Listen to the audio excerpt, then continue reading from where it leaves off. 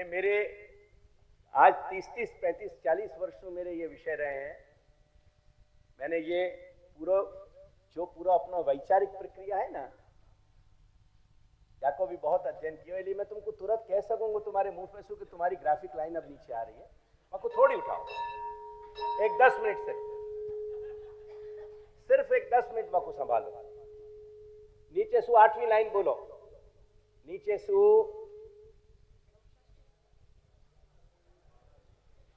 Sorry 8वीं कहां से शुरू हो रही है? पृष्ठ, बिल्कुल बिल्कुल बिल्कुल ठीक है। एक मिनट बोले बगैर फिर सु गिनो, नीचे सु गिनो, पेज नंबर 2 पे नीचे सु गिनो 1 2 3 4 5 6 7 8 અને ત્યાંથી ડાબી બાજુ સૌથી પહેલો શબ્દ બોલો।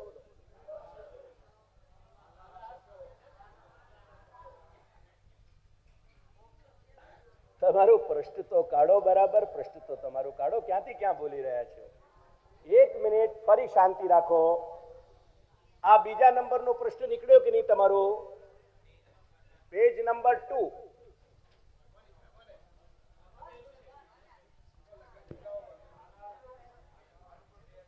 वाने छाप्यो है तुम्हारा दूसरो बीरो नंबर निकाल दियो वाने।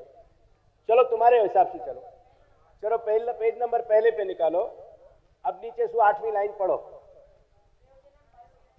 सॉरी, तुम्हारा वर्जन में तुम्हारा वर्जन एक ले लूंगा। नहीं तू ले ले दूसरा, नहीं ऐसा नहीं, मेरे पास है, तुम ये रखो। हाँ तेरे पास वो है ना, वो दे दे मुझे, बस आगे। चलो मैं तुम्हारे से, क्योंकि हम क्या कंफ्यूजन नहीं हो। बोलो 8वें को पंक्ति क्या है? पहली बाला, ठीक है ना। अपन क्या विचार कर रहे हैं, या ग्रंथ को नाम क्या है? बालबोध। ये कौन के लिए है? अपन को, अपन पढ़ रहे हैं ना, या को अपन बाल भय ना, तो अपन कैसे बालक हैं वह पहले समझ। देखो क्या कह रहे हैं, बाला, बाला को मतलब क्या है? स्वतः એટલે પોતે, પોતાની મેળે, જે કહો ને પોતાની મેળે, બરાબર ને? ગુજરાતી બરાબર બોલી રહ્યો છું ને? પોતાની મેળે, સ્વતઃ હિત અહિત અનભિજ્ઞતયા, જેને પોતાની મેળે જે પોતાનું હિત કે અહિત સમજી શકતો નથી, અનભિજ્ઞ છે, અભિજ્ઞ કે અનભિજ્ઞ। અનભિજ્ઞ એટલે જે જાણકાર ન હોય, અને અભિજ્ઞ એટલે ચારે બાજુથી જેને બરાબર જ્ઞાન છે। હિત અહિત અનભિજ્ઞતયા શુદ્ધ ભાવેન ચ, અને શુદ્ધ ભાવ એટલે હિત અહિતનું જ્ઞાન તો નથી આપણને, એક વાત તો બહુ ક્લિયર છે। આ બીજી બાબતમાં મારો સંદેહ છે, આર યુ ક્લિયર ને? આપણા બધાને શુદ્ધ ભાવ હોવા જોઈએ આપણા માલિકના ચરણારવિંદમાં બેસીને।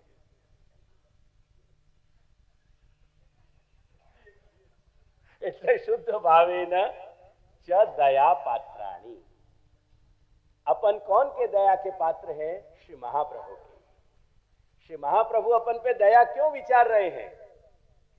क्योंकि अपन अपना हित अहित समझने में असमर्थ है, और शुद्ध भाव होने के कारण, क्योंकि अपन शुद्ध भाव से उनकी चरण शरण में जानो चाह रहे हैं, इन्हें दो बातन के कारण श्री महाप्रभु अपन पे दया कर रहे हैं, यानी अपन दया के पात्र हैं।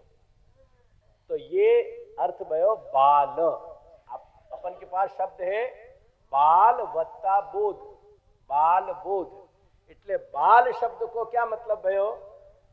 जो अपनो स्वयं अपने आप में हित अहित समझने में असमर्थ है, लेकिन जिनको हृदय शुद्ध है, जिनको न हो उनको आत्मविश्लेषण पुनः कर लीजिए संध्या तक, समझे ना?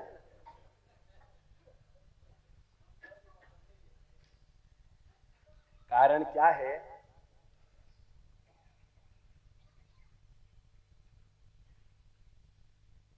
या घर को आज भी अगर आंशिक रूप में उत्कर्ष नहीं हो पा रहे, या घर के उत्कर्ष होने में भी हम 3 अंग हैं या कि मूल प्रधान अंग हमारे मालिक हैं, गादीपति श्री गोकुलेश जो विराज रहे हैं हमारे स्वामी, और उनकी कृपा के जो आधार, जो कृपा के पात्र बने भए हैं वो अपन 2 अंग हैं, एक या स्थान पे बैठने वाला व्यक्ति और एक तुम सब। और इन दोनों के हित के लिए ही वो प्रकट यहां विराज रहे हैं। लेकिन हम दोनों अंगन में ये या घर के ही कहीं लोगन के शुद्ध भाव की कमी है कि हम या घर को कहीं उत्कर्ष नहीं कर पा रहे हैं। ये बात मेरी हृदय में लिख के रखियो। ये घर को उत्कर्ष या घर के ये 2 अंग के शुद्ध भाव मिलने से ही है, और या घर को उत्कर्ष नहीं होना भी यही बात पे टिक रहे हो है कि या स्थान में और या स्थान पे तुम्हारे वैष्णवन को चोला पहन के जो बैठे हैं उनमें से कहीं कोई अशुद्ध भाव वाला तो नहीं है। तो याद रखिए कि मैं कोई व्यक्ति विशेष तो नहीं कहना चाह रहा हूं, पर हर व्यक्ति या कोई स्पष्ट हृदय अंतःकरण खोल के सुनियो। यहां आने की फलश्रुति तभी है कि जब हम शुद्ध भाव से अपने स्वामी के चरणारविंद को हित चाह रहे हैं या घर को हित चाह रहे हैं, अन्यथा अपने शुद्ध भाव नहीं कहे जाएंगे। मैं शुद्ध भाव के शब्द को कोई खींच नहीं रहा हूं कि शुद्ध भाव को मतलब यही है कि हम जैसे हैं पर आपके चरण में हैं, और आपके चरण के संग हमारे कोई भी प्रकार की बेईमानी नहीं है। वो बेईमानी होना ही अशुद्धता है और बेईमानी नहीं होना ही शुद्धता है। ये बात लिख के रखियो। तो हम बालक जब हो पाएंगे कि एक तो हित अहित को ज्ञान नहीं है और हमारे अंदर शुद्ध भाव होना चाहिए, ऐसे बालकन के लिए क्या कह रहे हैं देखो, तेषाम मतलब उन सब बालकन को, मेरे संग शब्दन को समझते जाइए, जितनी पंक्ति पढ़ाऊंगा तुमको बिल्कुल स्पष्ट करके पढ़ाऊंगा। तेषाम यानी इन सब बालकन को, कौन से बालक? जिनको हित अहित को ज्ञान नहीं है और जिनके अंतःकरण पवित्र हैं, ऐसे बालकन के लिए प्रकर्षेण बोधनम, प्रबोध है ना, यानी बाल प्रबोधनार्थाय, अपन पीछे से पढ़ेंगे वह शब्द को प्रबोधन पर। बाल बोध जो है ना, वह बाल बोध में एक प्र छुपो भयो है, जो तुम्हारे या पहले पृष्ठ की पहली श्लोक में देखो तुम, बाल प्रबोधनार्थाय शब्द है वहां, इसलिए प्र उमेरे लो छे, खाली बोध नहीं, बाल प्रबोधनार्थाय। तो वह प्र का मतलब है प्रकृष्ट, प्र એટલે उत्तमता, બોધ કરાવવામાં उत्तमता। શ્રી મહાપ્રભુ આપણને જે બોધ કરાવી રહ્યા છે ને એમાં પણ કંઈક ઉત્તમપણું છે। એ ઉત્તમપણું શું છે એને સમજો। હવે મેં શું કહ્યું, મેં તમને ખ્યાલ આવ્યો ને? બોધ કરાવી રહ્યા છે જે શ્રી મહાપ્રભુ, એ બોધમાં ઉત્તમપણું છે કંઈ। એ ઉત્તમપણું શું છે? એ ઉત્તમપણું છે ઇતર ફલ સાધન વિષયક। વાંચો પંક્તિ, इतर फल साधन, इतर फल साधन विषयक। આપણા માર્ગનું જે ફળ છે તે ફળ, અને આપણા માર્ગનું જે સાધન છે તે સાધન। પુષ્ટિ માર્ગનું ફળ કોણ છે? પરમાત્મા ભગવાન શ્રી કૃષ્ણ। અને પુષ્ટિ માર્ગનું સાધન કોણ છે? પરમાત્મા ભગવાન શ્રી કૃષ્ણ। આપણા માર્ગનો જે ફળ અને સાધન છે તે સિવાય આપણે કોઈ અન્ય માર્ગના કોઈ પણ ફળને આપણું ફળ ન માની બેસીએ, બીજા માર્ગના કોઈ પણ સાધનોને આપણા પોતાના સાધન તરીકે આપણે ન સ્વીકારી બેસીએ। આ બે જાતનું અજ્ઞાન દૂર કરીને, એનો ભ્રમ દૂર કરીને, અને આપણો જે પ્રમાણેનો અધિકાર છે શરણ માર્ગનો અથવા ભક્તિ માર્ગનો, સેવા માર્ગનો, તે પ્રમાણે યથા અધિકાર ભક્તૌ પ્રપત્તૌ વા, ભક્તિમાં અથવા પ્રપત્તિમાં આપણું પ્રવેશન સમર્થ બોધોત્પાદન, આપણું પ્રવેશ થઈ શકે એ પ્રમાણેનો બોધ આપણને કરાવી દેવો। આ એમાં ઉત્તમતા છે। કઈ જાતની ઉત્તમતા? કે આપણને આપણા ફળ અને આપણા સાધનની સરખામણીમાં કોઈ પણ અન્ય માર્ગ કે કોઈ પણ અન્ય સાધનમાં જે ભ્રમણા હોય એ દૂર થઈ જાય, અને દૂર થઈને આપણે યથાધિકાર આપણને જે અધિકાર છે તે પ્રમાણે ભક્તિમાં અથવા પ્રપત્તિમાં શરણાગતિમાં આપણો પ્રવેશ થાય એટલે આપણને ભક્તિ પ્રાપ્ત થઈ શકે અથવા શરણાગતિ પ્રાપ્ત થઈ શકે તે રીતે આપણને બોધ પ્રાપ્ત કરવામાં બોધ મેળવવામાં સમર્થ બનાવી દેવા એ સમર્થપણું આપણા અંદર આવી જાય એ સમર્થપણું સિદ્ધ કરાવી દેવું એ જ બોધ કરાવવામાં ઉત્તમતા છે તેથી એ ઉત્તમતાને બતાવવા માટે પ્ર શબ્દ મૂક્યો પ્રબોધ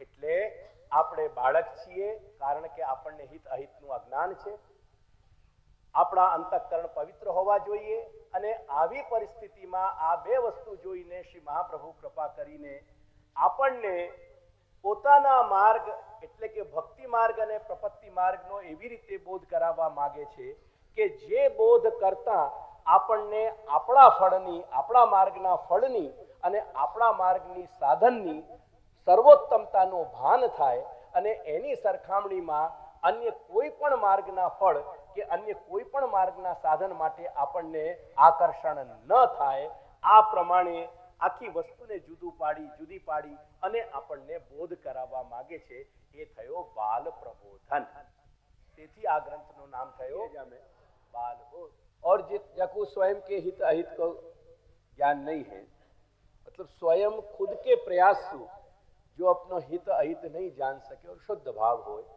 ऐसे बालक को जो बोध कराया जा रहे हो या प्रबोध जो कराया जा रहे हो वो ये प्रबोध है कि वाकू अपने स्वयं के फल और साधन की स्पष्टता हो जाए अपने स्वयं के फल और साधन के सिवाय जितनी भी और अन्य बातें हैं यानी फल साधन विषय की उनसे वाको चित्त हट जाए वहाँ में चित्त दुविधा नहीं होए वाको भ्रमणा नहीं होए और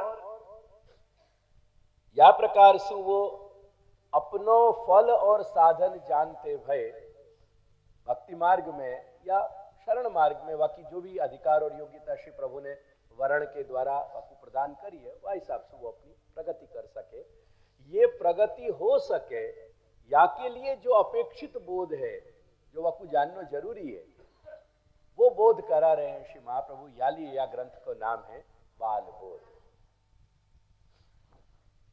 ये क्या है थोड़ी थोड़ी स्पष्टता करते चलेंगे तो अपन को अपने कॉन्सेप्ट्स जो अपने विचार हैं वो बहुत स्पष्ट रहेंगे कि हम बाल बोध को मतलब क्या बाल बोध को मतलब इतना कि जो हम नहीं जान सक रहे हैं अपनो हित अहित वो हमको श्री महाप्रभु बता रहे हैं कि तेरो हित यामे है क्योंकि तू पुष्टि जीव है या लिए तेरो हित यामे है तेरो ये फल है और ये तेरो साधन है अन्य फल और साधन की जितनी भी बातें शास्त्र में हैं वो सब तेरे काम की नहीं है और या लिए तू ये फल और साधन की बात को जान के तेरे स्वभाव और तेरी योग्यता के अनुसार तू शरण मार्ग या भक्ति मार्ग को रास्ता अपना और अपने गंतव्य तक तू पहुंच अपने लक्ष्य की प्राप्ति कर फल की ये बाल बोध शब्द को अपन को अर्थ अपन समझे वो वाकू अंडरलाइन कर दीजो बाकी को अर्थ में जब भी वाको सही समय आएगा वह बखत समझाऊंगा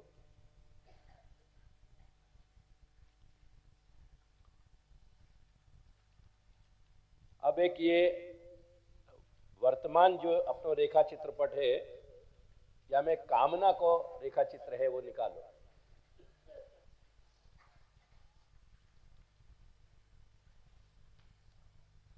देखो ये है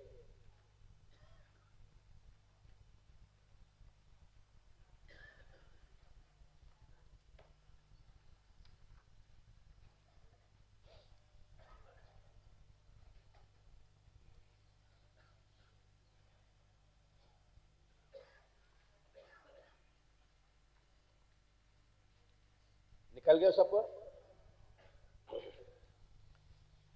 देखो यहां में मैंने मूल वेद के वचन ऊपर श्रुति के माध्यम से ये बात समझाने को प्रयास किया है ये तैत्रीय संहिता को जो सबसे ऊपर जो वचन है सो अकामयत या में सो जो है ये सो ना होकर के अपन लिख लें या कुछ अलग लिखने के लिए स लिख के और दो या में मतलब विसर्ग लगा दे अब विसर्ग की बात को सब समझ जाइए कि विसर्ग को मतलब दो बिंदु लगाने, यानी वह को उच्चारण करेंगे तब बोलेंगे सह।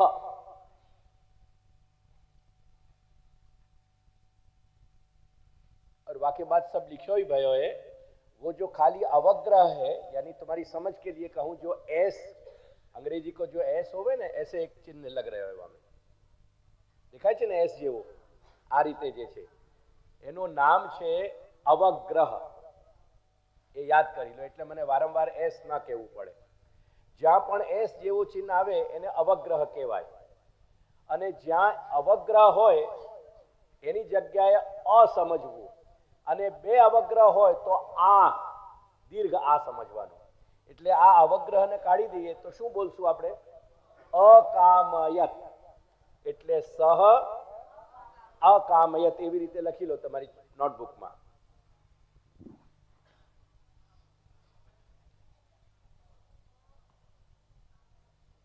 સહ અકામયત ખ્યાલ આવી ગયો?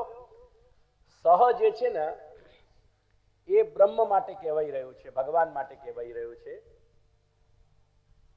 સહ એટલે એ ભગવાને, તે એટલે કે તે પરબ્રહ્મ પરમાત્મા ભગવાન પુરુષ શ્રી કૃષ્ણે અકામયત, એમને કામના થઈ, એમને ઈચ્છા કરી. એટલે ગુજરાતીમાં લખશું તો એ લખશું કે તે ભગવાનને, કે બ્રહ્મને લખો ભલે, તે બ્રહ્મને કામના થઈ, અથવા તે બ્રહ્મે કામના કરી.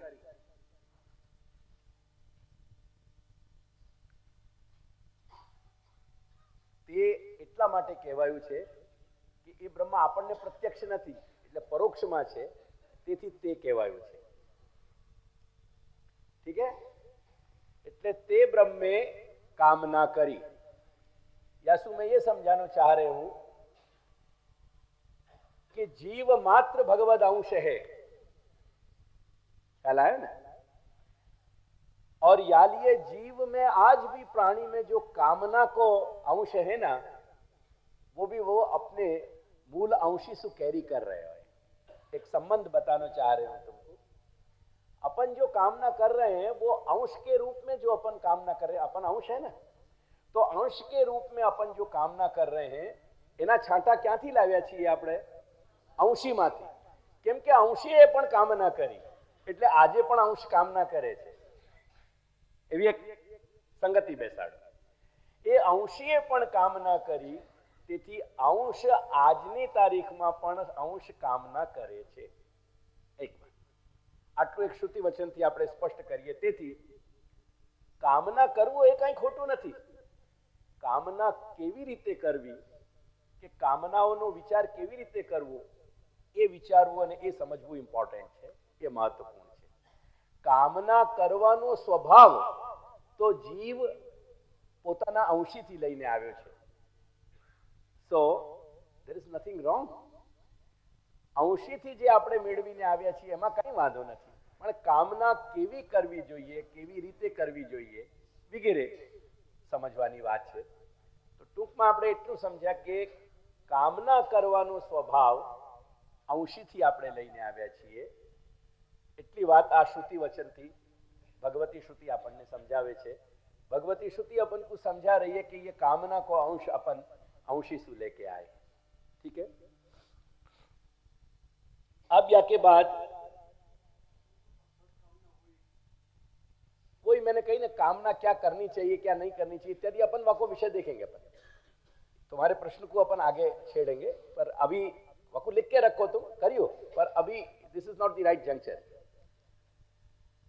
अब दूसरी बात मैं ये ध्यान दिलाना चाहूं तुमको, ये चार्ट मैंने यही ढंग से बनाया है. अब यहां में नीचे सबसे नीचे ऊपर की पंक्ति देखो, जो मैंने गीता की पंक्ति दी है, नहीं कश्चित क्षणमपि जातु तिष्ठति अकर्मकृत. ये वाक्य मैं बता दियो है और अक्सर मैं बताता रहूं याकू. नहीं कश्चित, कश्चित એટલે કોઈ પણ, કશ્ચિત એટલે કોઈ પણ.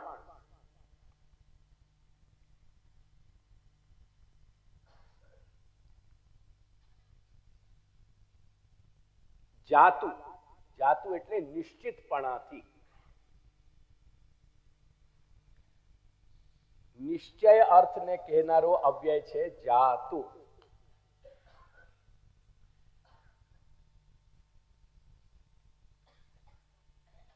અસલમાં કશ્ચિત થી પણ પહેલા જાતું લીખવું જોઈએ એટલે એનો વાક્ય સીધો બની બેસી શકે. નિશ્ચિતપણાથી કશ્ચિત કોઈ પણ અકર્મકૃત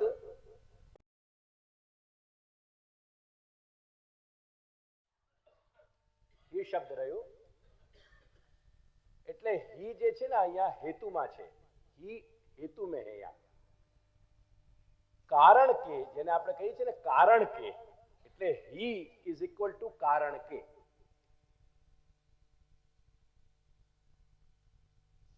फॉर द रीजन.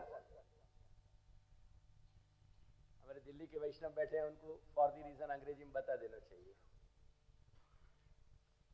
एक तो नॉर्थ इंडिया में रहना और साउथ इंडिया से आना. There are two strong reasons to speak English. So for the reason कारण के कोई पण मनुष्य एक क्षण पण चेष्टा કર્યા વગર નથી રહી શકતો મનુષ્ય. ધેરફોર કામના થાય એ સ્વાભાવિક છે.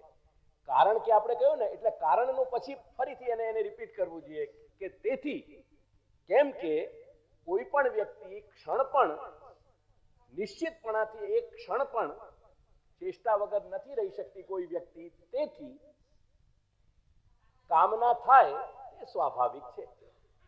ऐसे वाक्य बनाना चाहिए क्योंकि कोई भी मनुष्य एक क्षण भी चेष्टा किए बगैर रह नहीं सकता.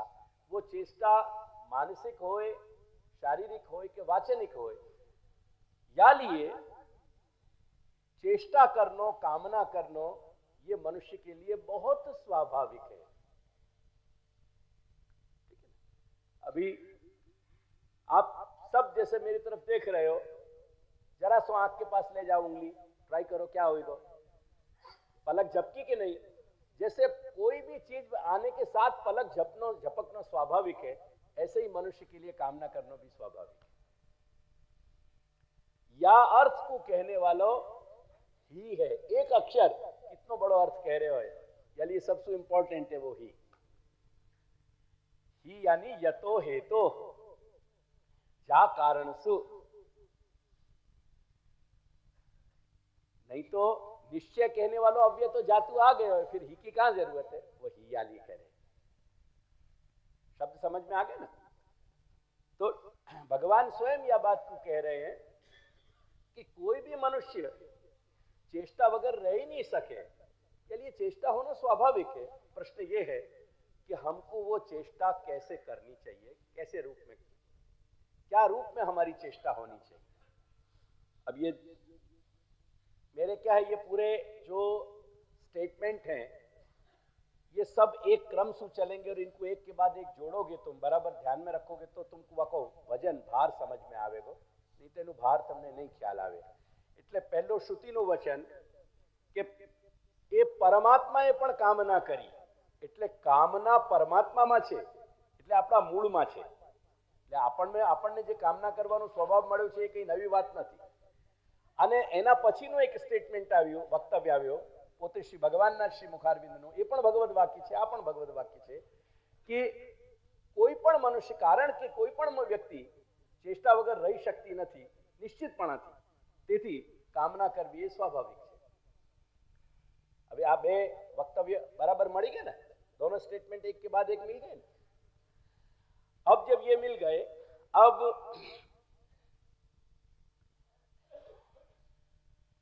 ये तुम्हारी डाबी बाजू आ चार्ट में एक वाक्य लखेलो छे.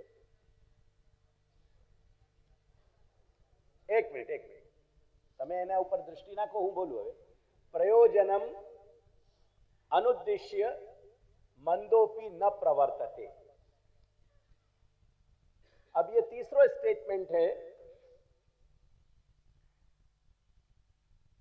कि कोई पण चेष्टा पाछळ કંઈક ને કંઈક પ્રયોજન હોય છે. सवेरे सवेरे उठे ना, कभी कभी कोई के आंख में विकार हो ना, तो यहाँ एक सफेद मैटर इकट्ठा हो जाए यहाँ, तो अपन जाने अनजाने वो को दूर कर रहे हो, तो अपन की उंगली की ये चेष्टा भाई नहीं हो, काय के लिए भाई, वो प्रयोजन के लिए, वो हटाने के लिए। चला, ये मैं वो बातें बता रहा हूं, इनको अंग्रेजी में साइकोलॉजी की भाषा में ये ऑटोनॉमिक रिस्पॉन्सेज है, जो स्वाभाविक हो में, जाके लिए तुमको करने की जरूरत नहीं पड़े कुछ भी, तो स्वाभाविक हो में। तो अब जैसे कोई भी बात ऐसी आवे, सोचने की बात आवे, और कोई की कंडीशनिंग हो जाए, तो वह को तुरंत कोई को हाथ यूं जाए, कोई को यूं जाए, ऐसे सब बातें चेष्टाएं होती रहे बहुत, तो ये सब रिफ्लेक्सेस है। तात्पर्य इतना ही है मेरे कहने को कि जिनके रीजन अपन को ख्याल नहीं आवे ना, ऐसी चेष्टा करने में भी कहीं कुछ प्रयोजन तो रही है। तो यहां ये बात समझाई गई है कि जो जड़ता सु भरे भय है, ऐसे व्यक्ति भी कहीं ना कहीं कुछ ना कुछ प्रयोजन सु ही कार्य में प्रवृत्त होवे, अन्यथा प्रवृत्त नहीं होवे। चला है ना, वहां उनको कह रखी है ना कि सामान्य दर्शन के लिए कोई को रोके नहीं, व्यर्थ कह दिया नहीं, वहां नहीं हो रहे, पर यहां हो रहे हैं, तो वहां कारण से, हाँ बस ठीक है, वो व्यर्थ को कोई कारण नहीं बना।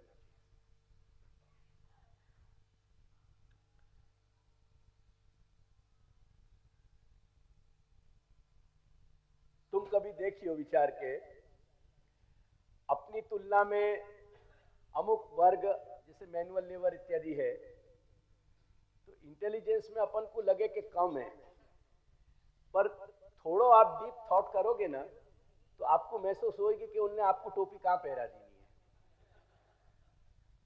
आपको ख्याल आवे। वो जब टोपी अपन को या तो कांच दिखावे कि टोपी पहन रखी है, या अपने यूं हाथ लगाते लगाते टोपी उतर के आ जाए, तब अपन को ख्याल आवे कि कोई अपन को टोपी पहना गया। नहीं तो अपन अपने आप को ज्यादा बुद्धिमान माने कि नहीं हम तो बराबर कर रहे हैं।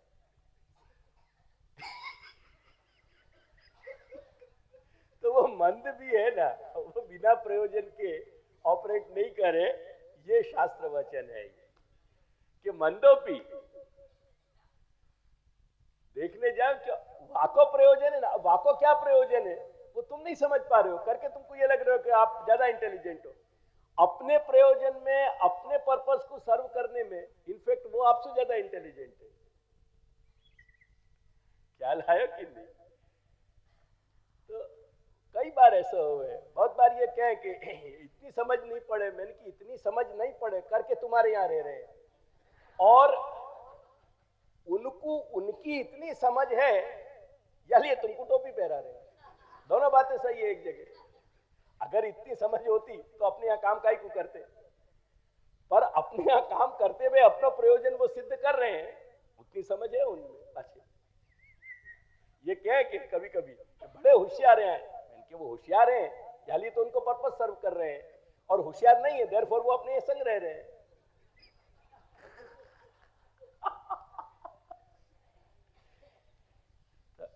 ये वचन समझ में आ गया ना? मेरी सब बात इतनी कहने को पर्पस है तो कि वचन को आशय अपन के समझ में आना चाहिए। अब अपन जमनी बाजू को निकाल लें।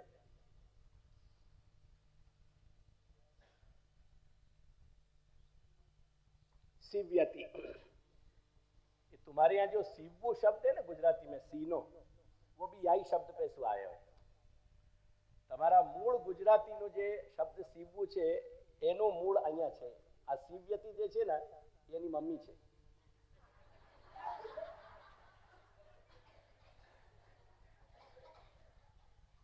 सीने में क्या हो, एक के बाद एक धागा के टाके लगाने पड़े, वो टाके बहुत लंबे जाए तब आपको अपन टाके कहे। तो मत्वा कर्माणि सीव्यति इति मनुष्य, मनुष्य क्यों कहो गयो है? आप पहले चार्ट में देखोगे, पहले चार्ट निकाल लो सबसे पहले,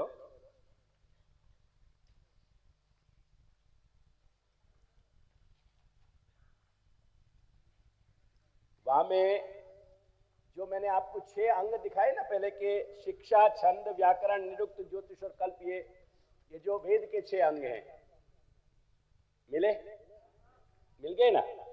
वाके साथ एक व्याकरण जो तीसरे नंबर पे है, ત્યાંથી એક એરો છે અને એ એરો વૈદિક અને લૌકિક એ રીતે બે વ્યાકરણને સમજાવે છે. મળ્યો એ એરો? એ વૈદિકના નીચે લખેલું છે નિરુક્ત. વંચાયો? એ નિરુક્ત જે છે એ વેદનો વ્યાકરણ છે. વેદના જે વચન છે ને વેદની જે ભાષા છે એનું જુદો ગ્રામર છે અને એ ગ્રામરનું નામ છે નિરુક્ત. ખ્યાલ આવ્યો ને? અને આ જે વચન છે મત્વા કર્માણી સિવ્યતિ, આ નિરુક્તનો વચન છે. એટલે તમને રિલેશન જોડીને બતાવ્યો કે બંને ચાર્ટમાં તમે અમુક સંબંધ બેસાડી શકો. વૈદિક વ્યાકરણ પણ આપણને ક્યારેક ઘણું બધું સમજાવે છે વેદ વચનોના સિવાય પણ.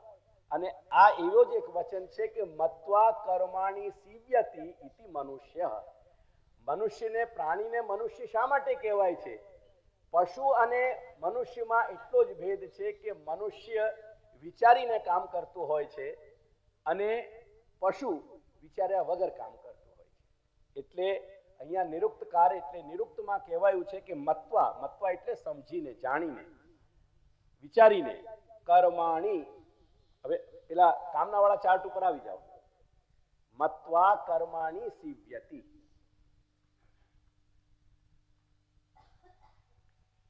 कोई पण कार्य ने जरे सिद्ध करे छे, जैसे अपन 2 कपड़ा को या कपड़ा को सीवे, आपको एक दूसरे से जोड़ दे, तो ऐसे ही मनुष्य भी हर अपनी चेष्टा को जो पूरा तंत्र है वह पूरे तंत्र को, नेटवर्क को क्या ढंग से बनावे, वो विचार के बनावे. ठीक है ना? ये चौथा स्टेटमेंट आयो. तो अपने पास 4 स्टेटमेंट भये. एक तो कामना करनो वो मूल ब्रह्म को स्वभाव है, क्योंकि ब्रह्म का स्वभाव है, यानी ब्रह्म के अंश जो है वो जीव को भी स्वभाव है. क्योंकि मनुष्य कहीं मन, वाणी या देह की चेष्टा से रहित एक क्षण भी नहीं रह सके है, ये दूसरी बात है. और प्रयोजन, हर व्यक्ति कहीं ना कहीं कुछ अपनी कामना या प्रयोजन को सिद्ध करना चाह रहे हो, तभी वो चेष्टा करे. एंड देयरफॉर मनुष्य जो भी करे वो अपने प्रयोजन या कामना के हिसाब से विचार के, समझ के वो प्रवृत्त हो गए. ऐसे 4 स्टेटमेंट है. और अगर तुम इनको एक एक करके अलग अलग करके विचार करोगे ना, भले या वक्त ना समय हो तुम्हारे पास, घर लौट के 5 मिनट भी विचार करोगे तो तुमको इनकी ब्यूटी समझ में आएगी कि ये 4 स्टेटमेंट की ब्यूटी क्या है. ये 4 स्टेटमेंट बहुत क्लासिफाइड है. अंग्रेजी में जाकू क्लासिफाइड कहें, हिंदी में जाकू वर्गीकृत कहें, गुजराती में क्या कहें वो मुझको शब्द मालूम नहीं है, मुझको लगे वर्गीकृति कहना चाहिए. तो ये कैटेगरिकल स्टेटमेंट है. सो अकामयत, वह ब्रह्म ने इच्छा करी, या लिए वाके अंश जीव को भी इच्छा हो, स्वाभाविक है, क्योंकि कोई भी एक क्षण बिना चेष्टा के रह नहीं सके. या लिए हर मंद, ये देखने में आ रहे हो, व्यवहार में देख रहे हैं कि मंद सु भी मंद, जड़ सु भी जड़ व्यक्ति है, तो भी वो कुछ ना कुछ अपनी कामना या प्रयोजन से ही कोई ना कोई कार्य में प्रवृत्त होएगा. एंड देयरफॉर मनुष्य जो है हर चीज को सोच समझ के, यानी समझ के अपने प्रयोजन के अनुसार प्रवृत्त होवे, या लिए वो मनुष्य कहो जाए. चारों वाक्य को एक पूरा तुम्हारे ढांचा बन जाएगा. तुम या कुछ शब्द को विचार करोगे तो. मेरी बात सबके समझ में आ रही है ना? चले आगे.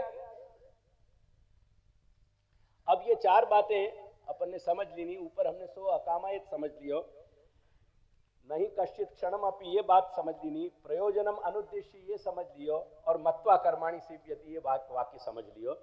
अब देखो, कामना शब्द को दूसरो समानार्थक शब्द या पर्यायवाची शब्द है पुरुषार्थ.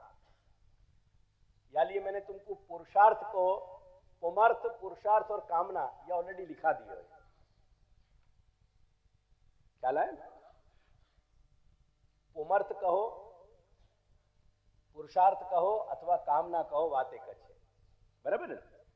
अब देखो, पुरुष को शब्द को अर्थ और समझे कि पुरुष क्यों कहो जाए. और पुरुष शब्द को मतलब मेल या फीमेल से नहीं है. फीमेल को भी पुरुष कहो जाए, पुरुष कहो जाएगा. एंड टू दैट एंड एक पशु को भी पुरुष कह सके हैं, अगर बहुत व्यापक अर्थ में ले तो। क्यों कह सके हैं? स्त्री देह को भी पुरुष कहो जा सके, पुरुष देह को भी पुरुष कहो जा सके है, और टू दैट एंड अगर यही कहना चाह रहे हैं अपन तो व्यापक अर्थ में एक पशु को भी पुरुष कहो जा सके है। क्यों? आपको कारण देखो। अब जो नीचे की वचन है वहां में सबसे पहले जो सर्कल के नीचे सबसे पहला वाक्य है, वाक्य पढ़ो। पूरी पूरी शेते इति पुरुषः। पूरी का मतलब है देह में, वो सप्तम्यंत है, मैं वाकु व्याकरण को बहुत बढ़ाना नहीं चाह रहा हूं। पूरी એટલે દેહ, એટલે મેં બ્રેકેટમાં દેહ લખી દેવું છે। દેહમાં, દેહના અંદર, જેમ આપણે રૂમમાં રહીએ કે ના રહીએ, ગામડામાં રહીએ, શહેરમાં રહીએ, આપણા રૂમમાં રહીએ છીએ, એ રીતે આ દેહરૂપી કક્ષમાં જે નિવાસ કરે છે કોણ? જીવાત્મા, એનું નામ પુરુષ। પૂરી શેતે, શેતે એટલે રહેવું। આ દેહરૂપી સ્થાનમાં જે રહે છે, જે જીવાત્મા રહે છે, એવા સદેહ જીવાત્માને પુરુષ કહેવાય। હવે એક કોઈ પણ પશુની પરિકલ્પના કરો, ઘોડા વગેરેની, તો ગાય ઘોડા કે એ પણ એનો પણ એક પૂર એટલે દેહ છે ને, અને એ દેહમાં એનો જીવાત્મા નિવાસ કરી રહ્યો છે, એટલે પુરુષ થયો ને। એટલે એવા વ્યાપક અર્થમાં પશુને પણ પુરુષ કહેવાય, સ્ત્રી દેહને પણ પુરુષ કહેવાય। જે પુર એટલે આ દેહરૂપી સ્થળમાં જે નિવાસ કરતું હોય જે જીવાત્મા, એનું નામ છે પુરુષ। પૂરી શેતે તિ પુરુષः। ઠીક है?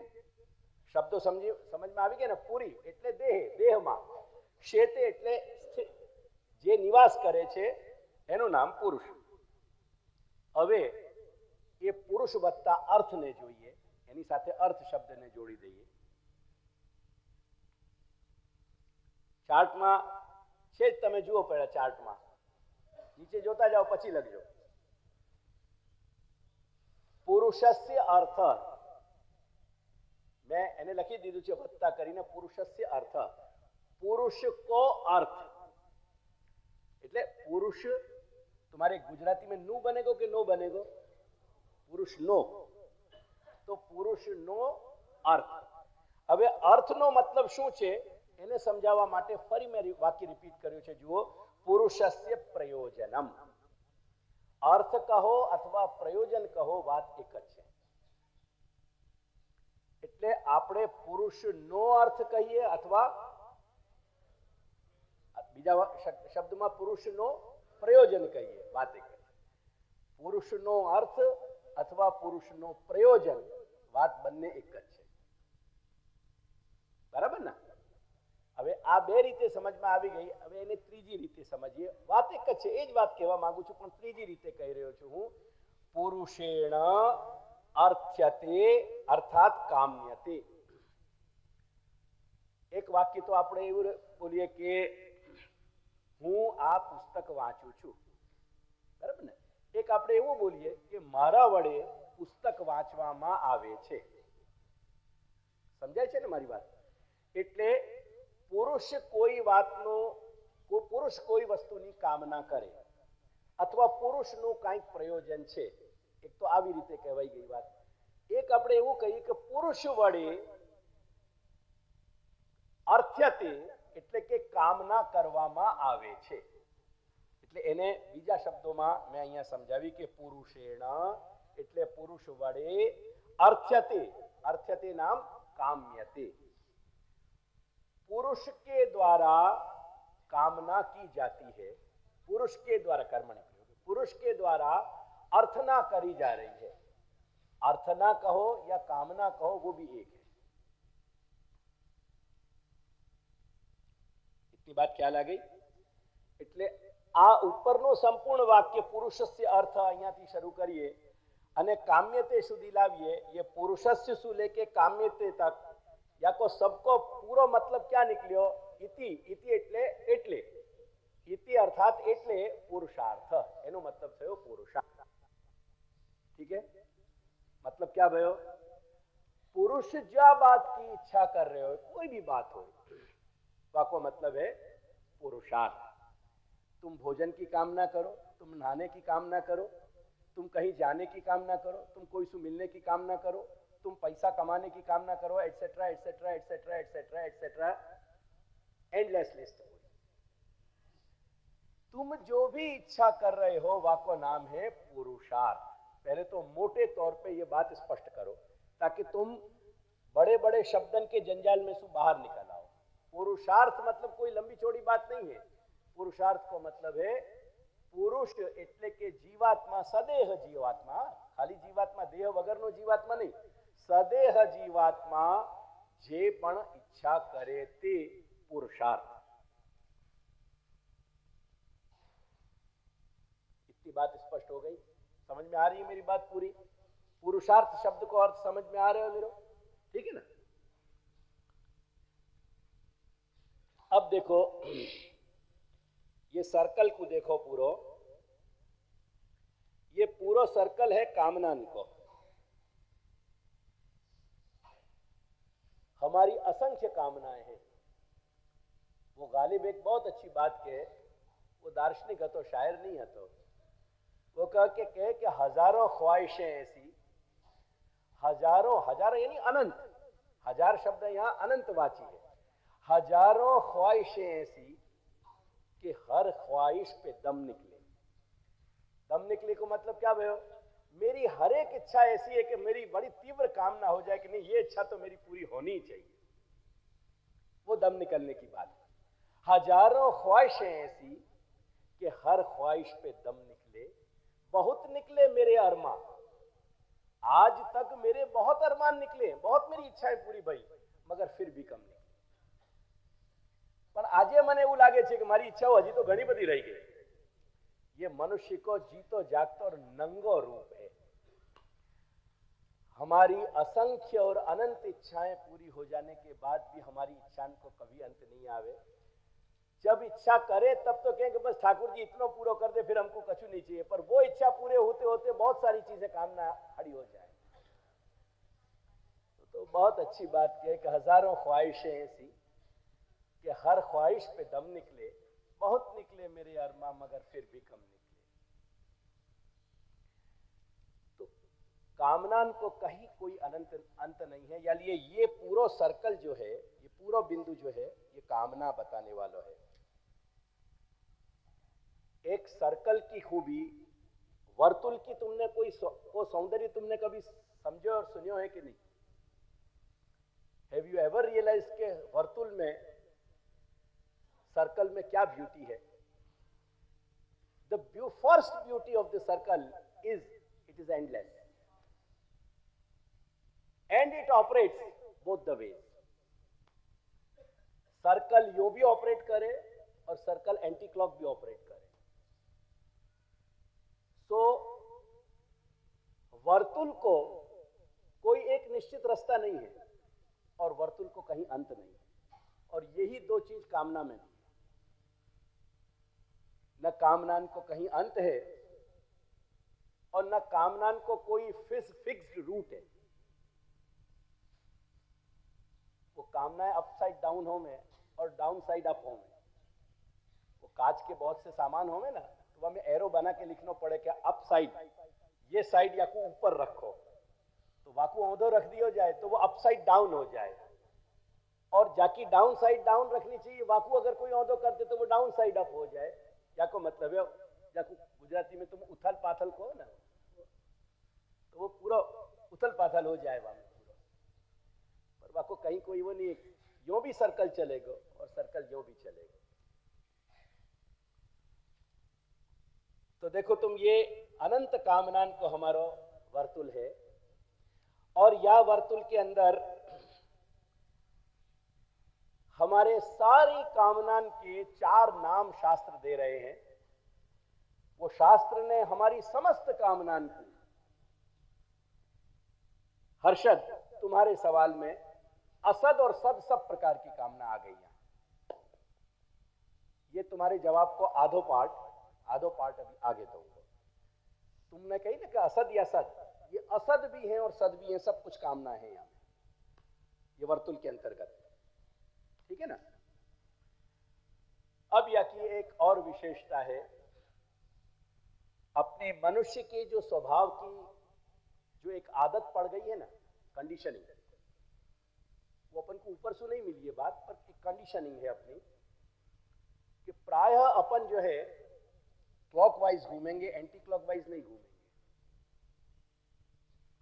कभी शुरुआत में गार्डन में घूमने जाओ तो एंटी क्लॉकवाइज चक्कर एक दो लीजो, कोई कारण नहीं है, अगर वह को टेस्ट कराया जाए तो कुछ भी नहीं निकलेगा, पर तुमको ये लगेगा कुछ माथों भारी हो रहे और चक्कर आ रहे हैं, वो तुम्हारी कंडीशनिंग के परिणाम है, मेडिकल फाइंडिंग के परिणाम नहीं है। कभी ट्राई करिए, तुमको लगेगा कुछ गड़बड़ हो रही है, वो गड़बड़ तुम्हारी नहीं है, वो तुम्हारी कंडीशनिंग की गड़बड़ है, तुम्हारी आदत पड़ गई ना, बाकी गड़बड़ी है। तो यूजुअली हम क्लॉकवाइज घूमे, सीधे यूं एक वर्तुल में यूं घूमने को हमारी आदत है, लेकिन भगवान यह बात को गीता में समझावे अपन को श्री अर्जुन के माध्यम से। भगवान कहे कि मेरे सर्जन को जो वृक्ष है ना, समझो कि अपन एक वृक्ष की बात कर रहे हैं, तो इस सर्जन को, मेरी सृष्टि को जो वृक्ष है ना, ये डाउन साइड अप है, या कि जड़ ऊपर है, क्योंकि जड़ में हूं, समझाने के लिए। लोग कहे ना कि ऊपर वालों, वो को बड़ा कभी कभी हास्य उपस्थित हो गए कि क्यों अगल बगल वालों नहीं है, भगवान ऊपर ही बैठे हो, पीछे कोई कहे कि नीली छतरी वालों, क्यों बाकी छतरी काली या लाल नहीं हो सके, देयर इज नो रीजन कि अपन क्यों ऊपर वालों कह रहे हैं। पर ऊर्ध्व और अधः जो है अपने यहां, वो डायरेक्शनल नहीं है। ट्राई टू अंडरस्टैंड, एक बात समझने को प्रयास करो, जब तुम शास्त्र पढ़ने बैठे हो, ऊर्ध्व और अधः, ऊपर और नीचे, अगल बगल के रिलेशंस, ये डायरेक्शनल नहीं है, ये हमारी वृत्ति को समझाने के तरीका है। जब हम विकास की बात करें तो क्या कहें, ऊपर उठो। कोई दिन अपन हिंदुस्तान में भी इतनी लंबी बड़ी बिल्डिंग बन गई है, टॉल, अमेरिका की कोई बिल्डिंग पे अपन 100 माले पे पहुंच जाएं, do you think upon developed हो गए? क्या 100वें मंजिल पे पहुंचने के कारण આપણો विकास થઈ ગયો પૂर्ण, આપણે टोटली डेवलप्ड થઈ ગયા? सवाल ये नहीं है, पर ऊपर अपन की समझने की जो वृत्ति है, वो वृत्ति वाई ढंग से चले। अपने विकास यानी ऊपर ऊर्ध्वगामी होना, और पतन होना यानी गिरना, ठीक है ना। अब पतन शब्द को देखो, कोई आदमी गलत काम कर रहे हो, वह को पतन शब्द से क्या लेन देन? पतन शब्द को क्या अर्थ होगा? देखो जोड़नी को खोल के तुम्हारा डिक्शनरी देखो, क्या पतन को मतलब क्या? गिरनो। कोई गलत काम करने वालों कहां गिरे हुए हो, दिखाओ, गिरे पड़े हो क्या? वो अपन समझ, क्योंकि उत्तम मार्ग सु वो वास्तव में गिर पड़े हो, यानी वह को पतन हो गया। तो ये अपने भाषा की अभिव्यक्ति है, ख्याल है? હવે કંઈક તમે અત્યારે અંગ્રેજીના ઘણા બધા શબ્દો આપણા અંદર આવી ગયા, યાર શું સોલિડ વાત કહી છે, મને કોઈ તો સમજાવો કે વાત કેવી રીતે સોલિડ હોય? સોલિડ આર્કિટેક્ચરનો એક ફિલ્ડનો વર્ડ છે, you have borrowed it from the architecture, वाको तुमने कंक्रीट को है, सब ये जो खंबा खड़ा है ना, ये सॉलिड है, ये दीवार सॉलिड है, बात कैसे सॉलिड हो? अपन कहना क्या चाह रहे हैं कि ये बात इतनी मेरी बिल्कुल सत्य है कि तुम कंक्रीट की तरह न तो या कोई हिला सको और न या में कोई चीज को अन्यथा वस्तु को पेनिट्रेट कर सको, घुसा सको, करके अपन कहे कि किसो सॉलिड बात कही है। एक्चुअली सॉलिड में कुछ भी नहीं, तो अपनी अभिव्यक्ति के तरीकाएं हैं ये, ऊर्ध्व और अधः। समझे? कहनो मैं समझानो ये चाह रहे हूं कि यूजुअली अपन एक सर्कल में घूमे, लेकिन जैसे